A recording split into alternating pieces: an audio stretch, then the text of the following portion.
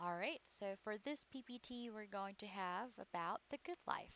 So this PPT was created or made by Miss Marie Bernadette Villanueva, LPT, MA Psych, and this is presented by me. All right, so we'll start with the learning outcomes. So at the end of this lesson, you ought to be able to explain what is meant by a good life, identify how humans attempt to attain what is deemed to be the good life, and name possibilities available to human beings to attain the good life. All right. So it says to seek the good life, everyone is in pursuit of the good life. We do certain things because we want to achieve a life that will make us happy and contented. So, in ancient Greece, long before the word science has been coined, the need to understand the world and reality was bound with the need to understand the self and the good life. So, for Plato, the task of understanding the things in the world runs parallel with the job of truly getting into what will make the soul flourish. In an attempt to understand the reality, the external world, man must seek to understand himself also. So by studying and working hard, we try to attain this goal not only for ourselves, but also for our loved ones and the rest of humanity. So people's definition of good life may vary and differ in particular. So in general, however, we recognize universal truths that cut across our differences. So here I'm going to show you Plato's video about life.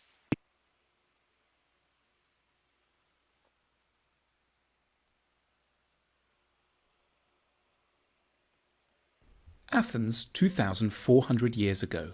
It's a compact place. Only about 250,000 people live here. There are fine baths, theatres, temples, shopping arcades and gymnasiums. It's warm for more than half the year. This is also home to the world's first true and probably greatest philosopher, Plato. Born into a prominent and wealthy family in the city, Plato devoted his life to one goal, helping people to reach a state of what he termed eudaimonia, or fulfillment. Plato is often confused with Socrates. Socrates was an older friend who taught Plato a lot but didn't write any books. Plato wrote lots of them, 36, all dialogues, beautifully crafted scripts of imaginary discussions in which Socrates is always allotted a starring role, among them the Republic, the Symposium, the Laws, the Meno, and the Apology. Plato had 4 big ideas for making life more fulfilled. First big idea: think more. We rarely give ourselves time to think carefully and logically about our lives and how to lead them. Sometimes we just go along with what the Greeks called doxa, or popular opinions. In the 36 books he wrote, Plato showed this common sense to be riddled with errors, prejudice, and superstition. Fame is great, follow your heart, money is the key to a good life. The problem is, popular opinions edge us towards the wrong values, careers, and relationships. Plato's answer is, know yourself. It means doing a special kind of therapy, philosophy, subjecting your ideas to examination rather than acting on impulse. If you strengthen your self-knowledge, you don't get so pulled around by feelings. Plato compared the role of our feelings to being dragged dangerously along by a group of wild horses. In honour of his mentor and friend Socrates, this kind of examination is called a Socratic discussion. You can have it with yourself, or ideally with another person who isn't trying to catch you out, but wants to help you clarify your own ideas.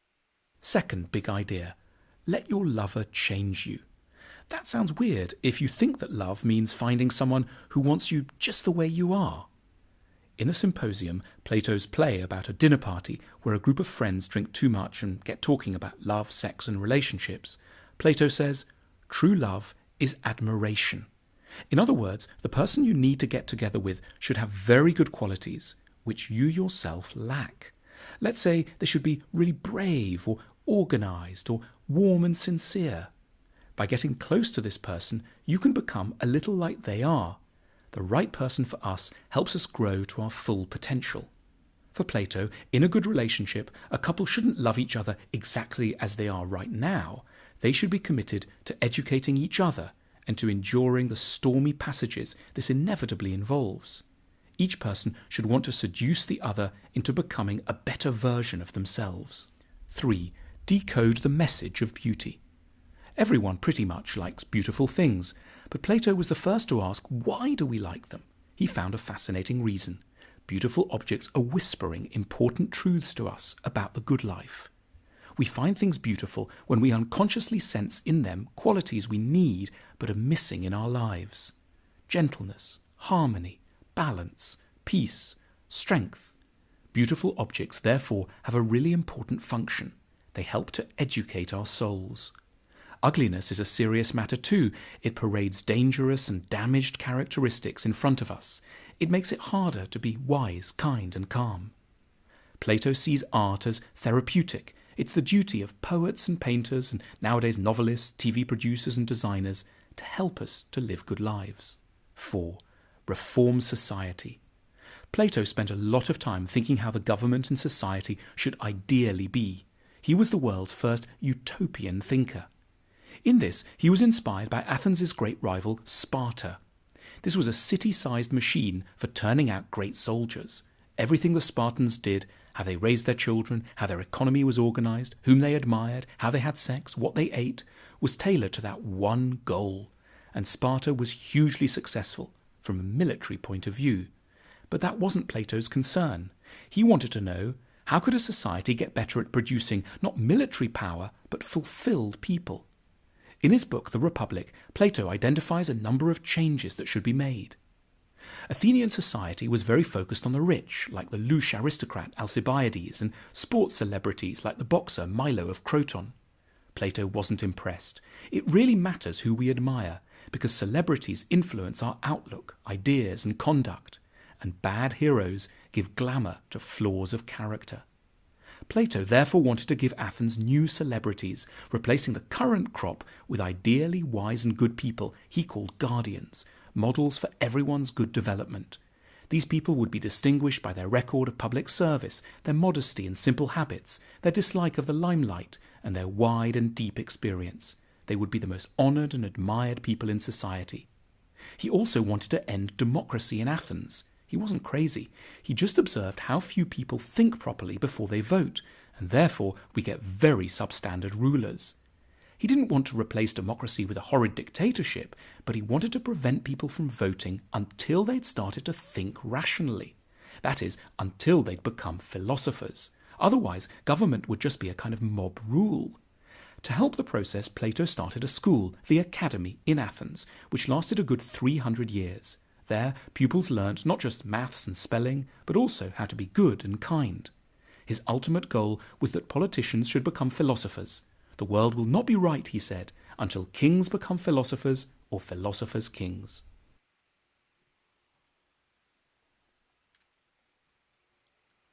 All right, so that's it about Plato, and let's have Aristotle. So it's the Nicomachean Ethics and Modern Concepts. So here, according to Wikipedia, actually, Nicomachean Ethics is the name normally given to Aristotle's best-known work on ethics. So it consists of 10 books, originally separate scrolls, and is understood to be based on notes from his lectures at the Lyceum.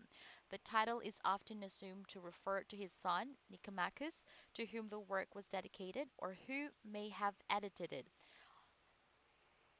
Alternatively, the work may have been dedicated to his father, who was also called Nicomachus.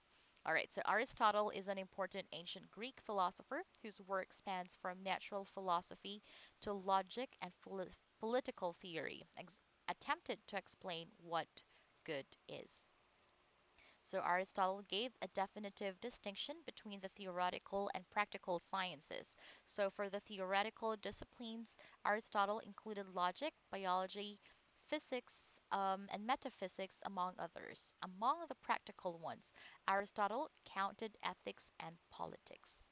So, whereas truth is the aim of the theoretical sciences, the good is the end goal of the practical ones. All right, that's beautiful. Every attempt to know is connected in some way in an attempt to find the good, or, as in our previous lesson, the attainment of human flourishing. So, Aristotle's definition may be useful in our pursuit of the truth. So according to Nicomachean Ethics 2, what is it, like chapter 2, verse 2, all human activities aim at some good. Every art and human inquiry, and similarly every action and pursuit, is thought to aim at some good. And for this reason, the good has been rightly declared as that at which all things aim. Wow. So the good life, however, is more than these countless expressions of what is good. So it is characterized by happiness that springs from living and doing well. So I guess it's like if you have like much more comfortable um, and a happy life, we can consider it like a good life. So both the many and the cultivated call it happiness and suppose that living well and doing well are the same as being happy. That's Nicomachean Ethics, chapter 1, verse 4. That's what just I've mentioned. All right. So next, the ancient Greeks called these concepts of living well and doing well as eudaimonia. The word from the Greek eu means good and daemon means spirit. So taken together, it generally refers to the good life which is marked by happiness and excellence. I guess I've shown you one video of human flourishing from our previous PPT or from my previous video. So you can also check it in our Google Classroom. All right, so next we have it is flourishing life filled with meaningful endeavors that empower the human person to be the best version of himself or herself. So if one is a student, then he or she acts to be the best version of a student by studying well and fulfilling the demands of school. If one is an athlete, then he or she strives to be the best version of an athlete, training hard as well as joining and winning in sports competition. According to Aristotle, happiness is the ultimate end of human action. It is that which people pursue for its own sake. So, financial stability for one's family, the power achieved from winning the elections, or the harmony and peace as a reward for taking care of the environment, all these and more are pursued for the sake of happiness. All right, so in the 18th century, John Stuart Mill declared the greatest happiness principle by saying that an action is right as far as it maximizes the attainment of happiness for the greatest number of people. So, at a time when people were skeptical or doubtful about claims on the metaphysical, people could not make sense of the human flourishing that Aristotle talked about in the days of old. Mill said that happiness of each individual should be prioritized and collectively dictates the kind of action that should be endorsed. So, when an action benefits the greatest number of people, that action is deemed ethical. So, the ethical is, of course, meant to lead us to the good and happy life. Through the ages, man has constantly struggled with the external world in order to reach human flourishing. All right. And oops. So history has given birth to different schools of thought, all of which aim for the good and happy life. So we have the first one, which is materialism. So the first materialists were the atomists, which are in ancient Greece, of course. So these are Democritus and Leucippus led a school whose primary belief is that the world is made up of and is controlled by the tiny indivisible units in the world called atomos or seeds. So they consider it's an individual because atom is the basic the basic kind. It's just one. All right. So for Democritus and his disciples, the world, including human beings, is made up of matter. So there's no need to put forward immaterial entities as sources of purpose. So atomos simply comes together randomly to form the things in the world. As such, only material things matter. So materialists do not believe in the afterlife. All right, so in terms of human flourishing, matter is what makes us attain happiness. So we see this at work with most people who cling to material wealth as the primary source of the meaning of their existence. Okay, I'm going to show you a video. One moment. Let me see. All right, here's the video. It doesn't seem to make sense to suggest that there might be such a thing as good materialism. After all, isn't materialism just plain bad, always? It can seem as if we're faced with a stark choice. Either you can be materialistic, and that means obsessed with money and possessions, shallow and selfish, or you can reject materialism, be good, and focus on more important matters of the spirit. But in truth, most of us are, in our hearts, stuck somewhere between these two choices, which is pretty uncomfortable. We're still enmeshed in the desire to possess, but we're encouraged to feel rather bad about it. Yet, crucially, it's not actually materialism, the pure fact of buying things and getting excited by possessions, that's ever really the problem. We're failing to make a clear distinction between good and bad versions of materialism. Let's try to understand good materialism through a slightly unusual route: religion. Because we see them as focused exclusively on spiritual things, it can be surprising to note how much use religions have made of material things. They've spent a lot of time making and thinking about scrolls to hang in your house, shrines, temples, monasteries, artworks, clothes, ceremonies. However, they've cared about these things for one reason only: because they've wanted material things to serve the highest and noblest purpose, the development of our souls. It's just that they've recognized that we are incarnate, sensory, bodily beings, and that the way to get through to our souls has to be, at least in part, through our bodies, rather than merely through the intellect. The importance of material things was for centuries at the core of Christianity, which proposed that Jesus was both the highest spiritual being and a flesh and blood person. He was the Spirit incarnate, holiness embodied.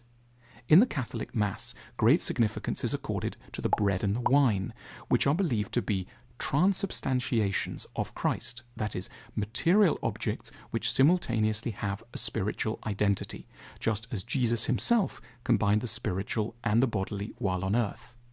This can all sound like a very weird and arcane point, entirely removed from the local shopping mall, but exactly the same concept actually applies outside of religions.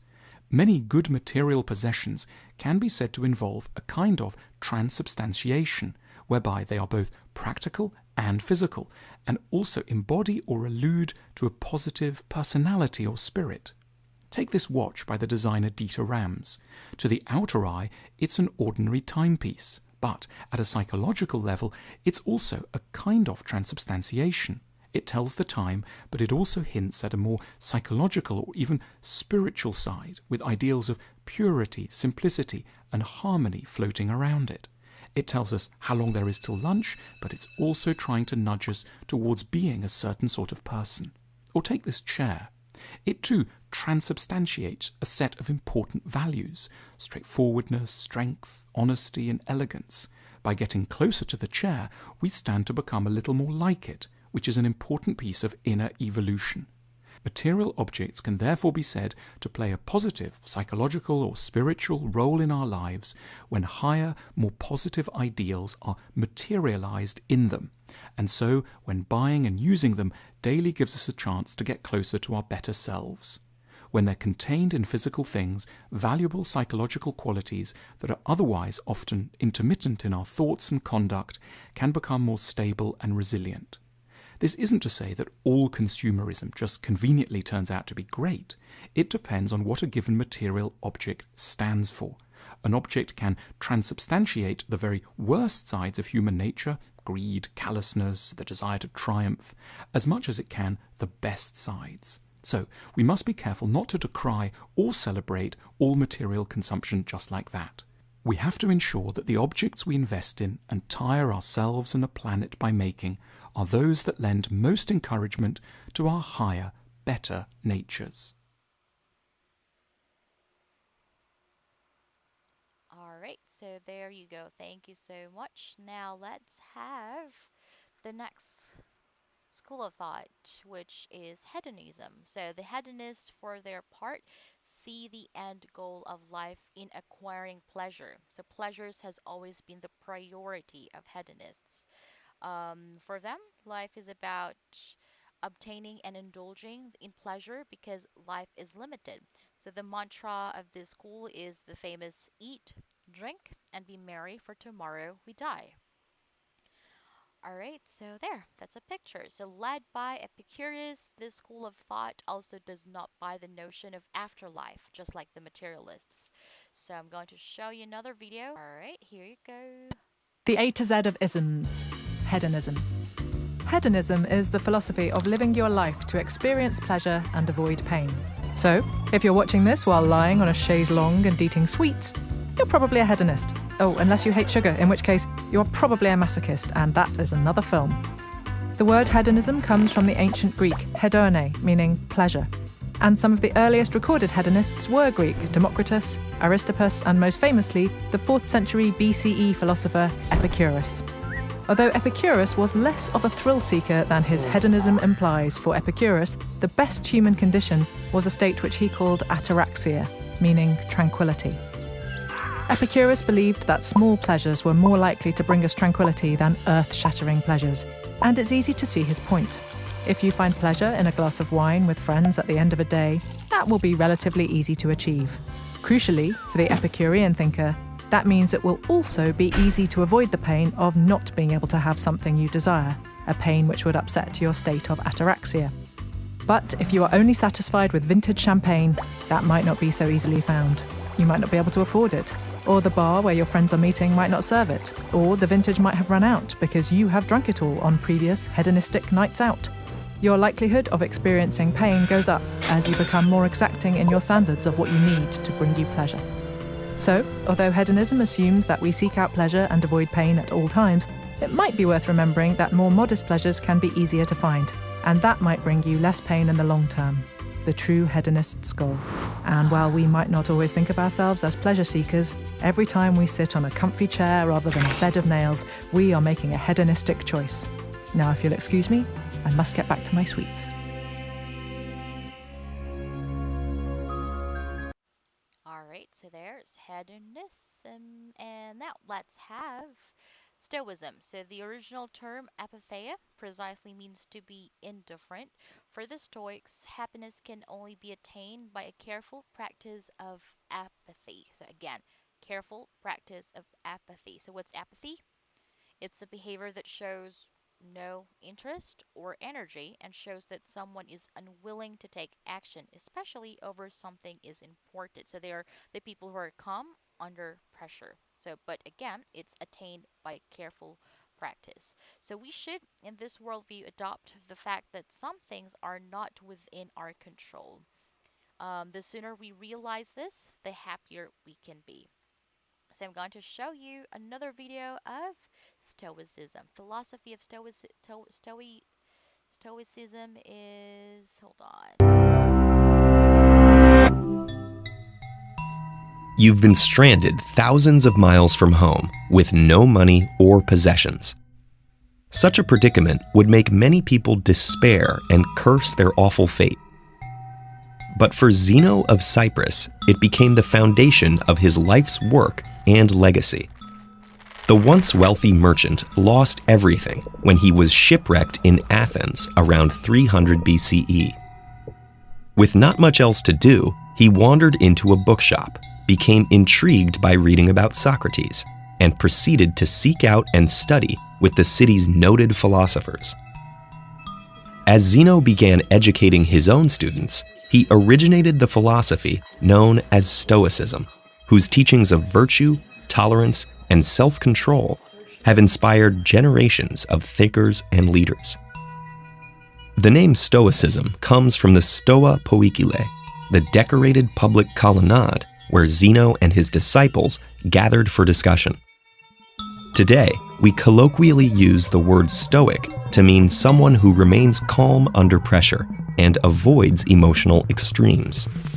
But while this captures important aspects of Stoicism, the original philosophy was more than just an attitude.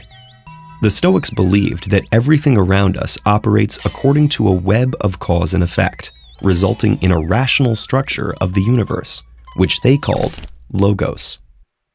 And while we may not always have control over the events affecting us, we can have control over how we approach things. Rather than imagining an ideal society, the Stoic tries to deal with the world as it is, while pursuing self-improvement through 4 cardinal virtues. Practical wisdom, the ability to navigate complex situations in a logical, informed, and calm manner. temperance, the exercise of self restraint and moderation in all aspects of life.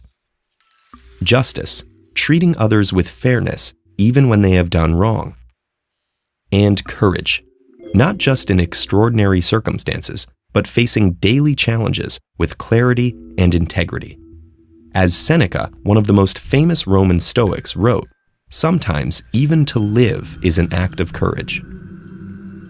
But while Stoicism focuses on personal improvement, it's not a self-centered philosophy. At a time when Roman laws considered slaves as property, Seneca called for their humane treatment and stressed that we all share the same fundamental humanity. Nor does Stoicism encourage passivity. The idea is that only people who have cultivated virtue and self-control in themselves can bring positive change in others. One of the most famous Stoic writers was also one of Rome's greatest emperors. Over the course of his 19-year reign, Stoicism gave Marcus Aurelius the resolve to lead the empire through two major wars while dealing with the loss of many of his children. Centuries later, Marcus's journals would guide and comfort Nelson Mandela through his 27-year imprisonment during his struggle for racial equality in South Africa. After his release and eventual victory, Mandela stressed peace and reconciliation, believing that while the injustices of the past couldn't be changed, his people could confront them in the present and seek to build a better, more just future. Stoicism was an active school of philosophy for several centuries in Greece and Rome. As a formal institution, it faded away, but its influence has continued to this day. Christian theologians such as Thomas Aquinas have admired and adopted its focus on the virtues, and there are parallels between Stoic ataraxia, or tranquility of mind, and the Buddhist concept of nirvana. One particularly influential Stoic was the philosopher Epictetus, who wrote that suffering stems not from the events in our lives, but from our judgments about them. This has resonated strongly with modern psychology and the self-help movement. For example, rational emotive behavioral therapy focuses on changing the self-defeating attitudes people form about their life circumstances. There's also Viktor Frankl's logotherapy. Informed by Frankl's own time as a concentration camp prisoner, logotherapy is based on the Stoic principle that we can harness our willpower to fill our lives with meaning, even in the bleakest situations.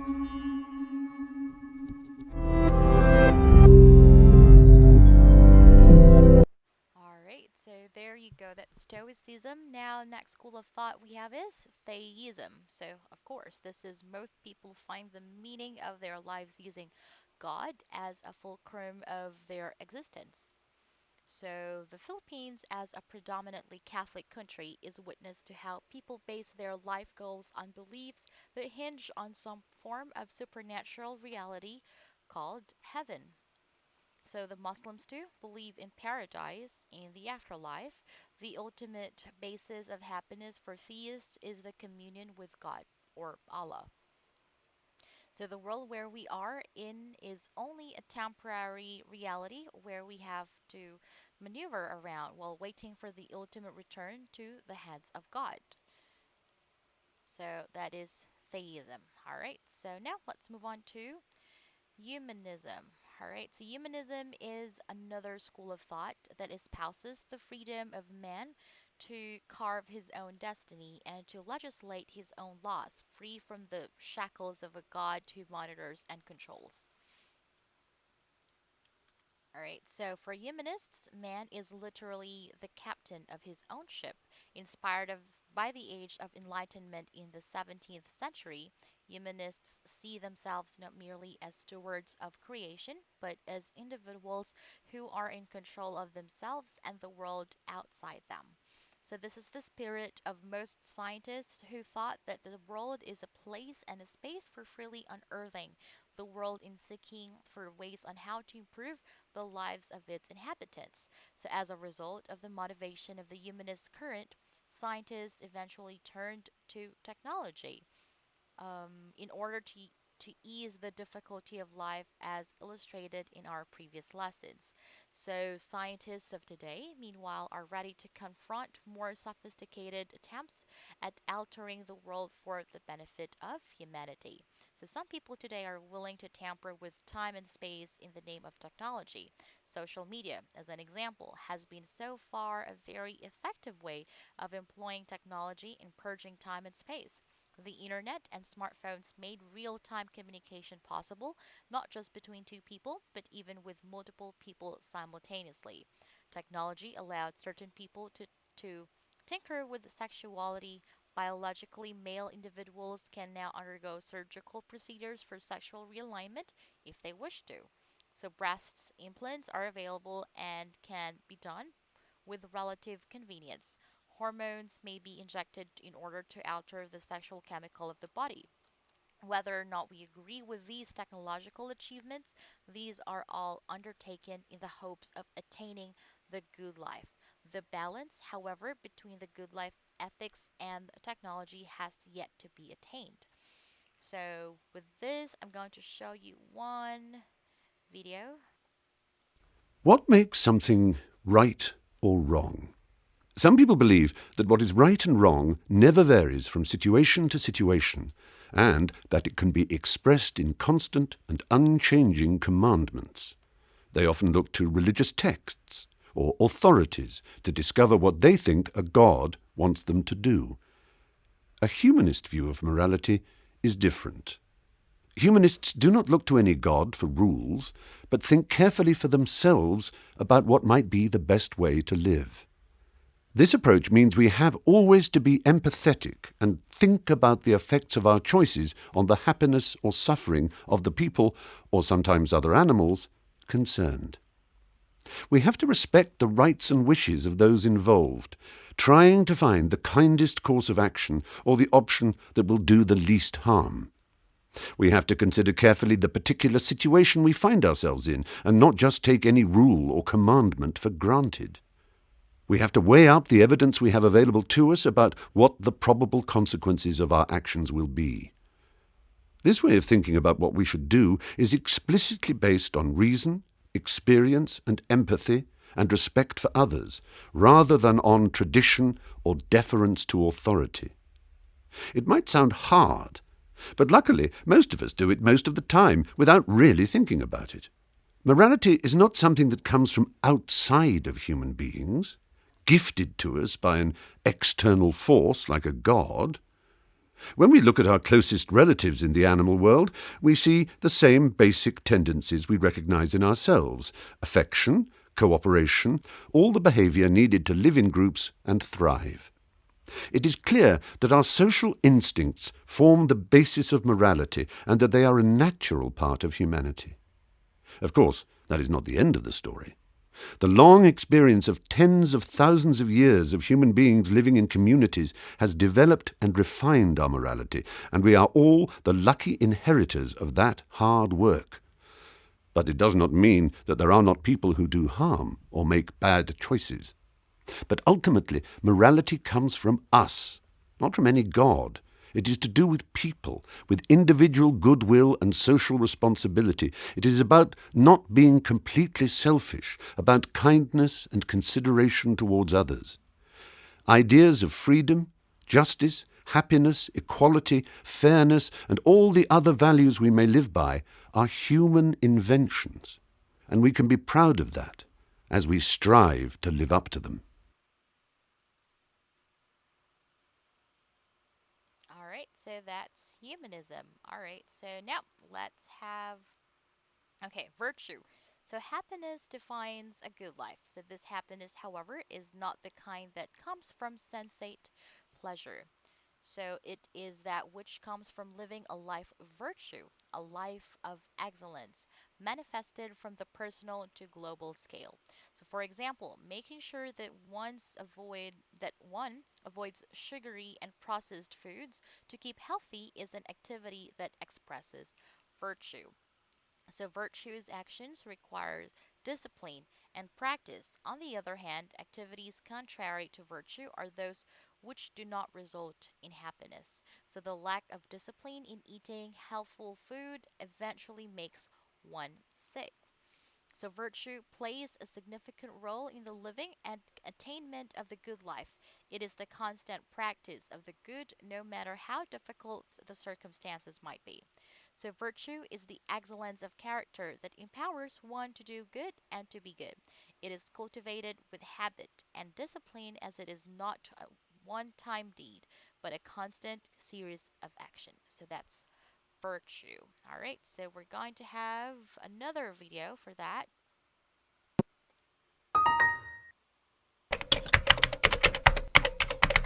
Virtue Ethics. Virtue ethics is a philosophy developed by Aristotle and other ancient Greeks. It is the quest to understand and live a life of moral character. This character-based approach to morality assumes that we acquire virtue through practice. By practicing being honest, brave, just, generous, and so on, a person develops an honorable and moral character. According to Aristotle, by honing virtuous habits, people will likely make the right choice when faced with ethical challenges. To illustrate the difference among three key moral philosophies, ethicists Mark White and Robert Arp refer to the film The Dark Knight, where Batman has the opportunity to kill the Joker. Utilitarians, White and Arp suggest, would endorse killing the Joker. By taking this one life, Batman could save multitudes. Deontologists, on the other hand, would reject killing the Joker simply because it's wrong to kill. But a virtue ethicist would highlight the character of the person who kills the Joker. Does Batman want to be the kind of person who takes his enemies' lives? No. In fact, he doesn't. So, virtue ethics helps us understand what it means to be a virtuous human being. And it gives us a guide for living life without giving us specific rules for resolving ethical dilemmas.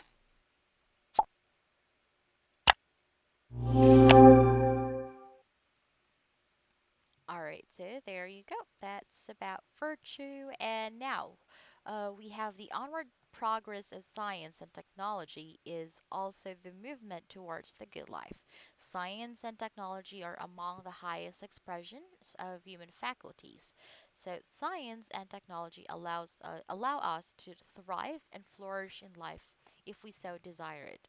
Science and technology may also corrupt a person, but grounding oneself in virtue will help him or her steer clear of danger. Well, that's all for the Good Life PPT. Thank you so much for listening.